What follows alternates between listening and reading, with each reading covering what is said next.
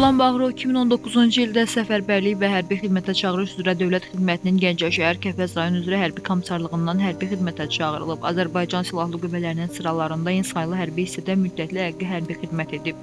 Azərbaycan ordusunun əskəri olan Nurlan Bağırov 2020-ci il sentyabrın 27-sində Azərbaycan Silahlı Qüvvələri tərəfindən Ermənistan işğalı altında olan ərazilərin azad edilməsi və Azərbaycan ərazi bütövlüyünün bərpa olunması üçün başlanan Vətən müharibəsində atıcı olaraq iştirak edib. Xocavəndin və Füzulinin azadlığı uğrunda gedən döyüşlərdə vuruşub. Nurlan Bağırov 25 oktyabr 2020-ci ildə Füzuli rayonu istiqamətində döyüş tapşırığının yerinə yetirilməsi zamanı şəhid olub. Gəncə Şəhidlər Xiyabanında dəfn edilib.